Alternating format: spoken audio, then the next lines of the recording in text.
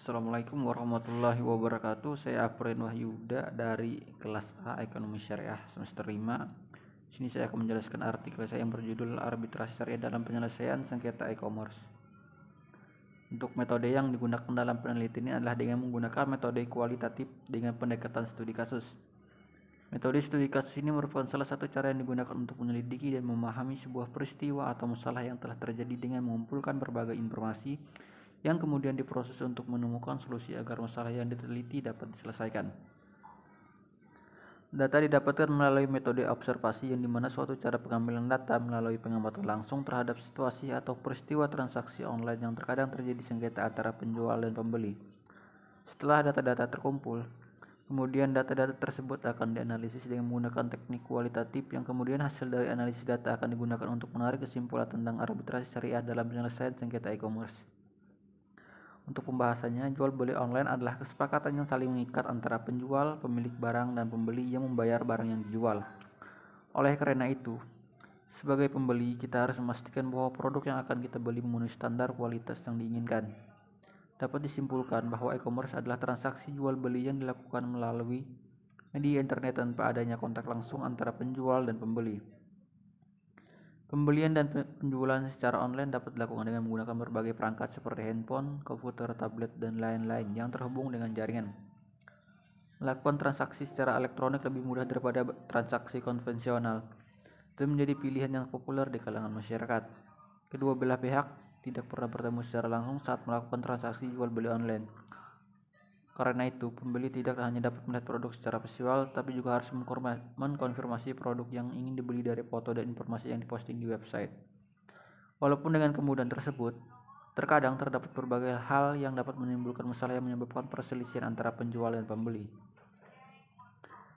Keraguan yang mungkin muncul dalam transaksi online meliputi kualitas barang yang dijual, lama waktu yang dibutuhkan untuk pengiriman, dan kemungkinan barang yang diterima berbeda dengan yang diharapkan ketika tiba di tangan pembeli. Masalah ini menimbulkan ancaman dalam berdagang secara daring, tentu saja. Sengketa tersebut harus diselesaikan. Berbagai upaya telah dilakukan untuk menyelesaikan sengketa. Salah satunya adalah dengan menawarkan alternatif penyelesaian melalui arbitrasi online. Hal ini memungkinkan penyelesaian sengketa dengan cepat dan biaya yang relatif lebih rendah. Dalam arbitrasi daring, proses pendaftaran perkara, pemilihan arbiter, penyerahan dokumen-dokumen, permusyawaratan para arbiter jika tribunal arbitrasi terdiri dari lebih dari satu arbiter, pembuatan putusan serta pemberitahuan tentang putusan semuanya dilakukan secara daring. Permasalahan yang perlu diperhatikan dalam pelaksanaan arbitrasi online antara lain dalam hal pertama, kontrak untuk melakukan arbitrasi, kedua, pemilihan arbiter, ketiga, pemenuhan prinsip prosedur dasar, keempat, sifat dan pelaksanaan keputusan yang mengikat dari arbitrase. Yang pertama, kontrak untuk melakukan arbitrasi. Ini menyatakan bahwa pihak penjual dan pembeli telah sepakat untuk menyelesaikan sengketa mereka melalui arbitrasi. Persetujuan ini menjadi dasar bagi penyelesaian sengketa tersebut. Selanjutnya, pemilihan arbiter.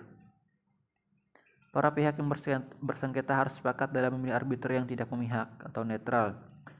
Penunjukan ini dapat dilakukan dengan cara langsung atau dengan menghubungi otoritas yang ditunjuk, biasanya institusi arbitrase, untuk membuat penunjukan yang sesuai dengan kebutuhan dan kondisi yang berlaku. Selanjutnya, pembangunan prinsip prosedur dasar. Selain dari prinsip prosedur ini, para pihak yang bersengketa dijamin mendapatkan proses yang adil, termasuk hak untuk menyampaikan kasus, fakta, bukti, dan pendapat hukum mereka, serta memberikan tanggapan atas kasus lawan. Dan selanjutnya, sifat yang mengikat dan kemampuan pelaksanaan keputusan. Arbitrasi adalah sebuah proses menggantikan cara kerja pengadilan. Dengan menyetujui arbitrase, para pihak meniadakan hak untuk mengajukan gugatan ke pengadilan. Akibatnya, arbiter diberi wewenang untuk membuat keputusan yang memiliki kekuatan hukum yang sama dengan keputusan pengadilan. Namun, arbitrasi yang paling umum digunakan secara online arbitrasi tidak mengikat, yaitu arbitrasi yang tidak menghasilkan keputusan yang memiliki kekuatan hukum yang sama dengan keputusan pengadilan. Arbitrasi online yang tidak mengikat tidak terikat oleh aturan prosedural yang ketat yang berlaku dalam arbitrasi yang mengikat, sehingga memberikan lebih banyak fleksibilitas. Sekian penjelasan dari saya, kurang lebihnya mohon maaf. Wassalamualaikum warahmatullahi wabarakatuh.